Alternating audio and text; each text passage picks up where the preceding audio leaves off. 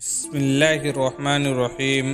حضرت انس ابن مالک رضی اللہ تعالیٰ عنہ کہتے ہیں کہ رسول اللہ صلی اللہ علیہ وسلم نے فرمایا، اللہ تعالیٰ نے میری امت پر 50 نمازیں فرض کیں تو میں انہیں لے کر لوٹا تو موسیٰ علیہ السلام کے پاس سے گزر ہوا تو انہوں نے پوچھا کہ آپ کے رب نے آپ کی امت پر کیا فرض کیا ہے؟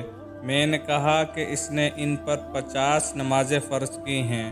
تو موسیٰ علیہ السلام نے مجھ سے کہا کہ جا کر اپنے رب سے پھر سے بات کیجئے، آپ کی امت اس کی طاقت نہیں رکھے گی۔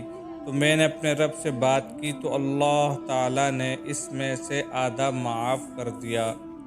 تو میں حضرت موسیٰ علیہ السلام کے پاس آیا اور میں نے انہیں اس کی خبر دی تو انہوں نے کہا، اپنے رب سے پھر بات کیجئے، آپ کی امت اس کی طاقت نہیں رکھے گی۔ چنانچہ میں نے اپنے رب سے پھر بات کی تو اس نے کہا کہ یہ 5 نمازیں ہیں جو 50 کے برابر ہیں، میرے نزدیک فرمان بدلا نہیں جاتا۔ پھر میں حضرت موسیٰ علیہ السلام کے پاس واپس آیا تو انہوں نے کہا کہ اپنے رب سے جا کر پھر بات کیجئے۔ میں نے کہا کہ مجھے اپنے رب کے پاس بار بار جانے سے شرم آ رہی ہے۔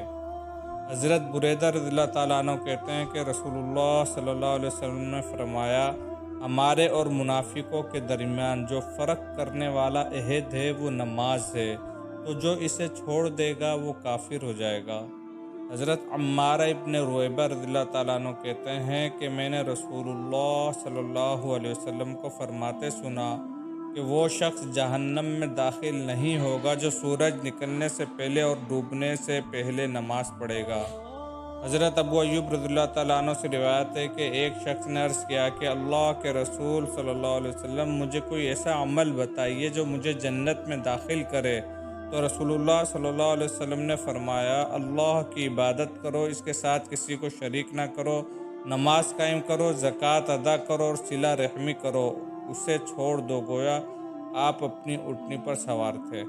حضرت عبداللہ ابن عمر رضی اللہ تعالیٰ عنہ کہتے ہیں کہ لوگ قباء میں صبح کی نماز پڑھ رہے تھے کہ اسی دوران ایک آنے والا آیا اور کہنے لگا کہ رسول اللہ صلی اللہ علیہ وسلم پر آج رات وحی نازل کی گئی ہے اور آپ کو حکم ملا ہے کہ نماز میں کعبے کی طرف رخ کریں، لہٰذا تم لوگ بھی اسی کی طرف رخ کر لو۔ اس وقت ان کے چہرے شام یعنی بیت المقدس کی طرف تھے تو وہ لوگ کعبے کی طرف گھوم گئے۔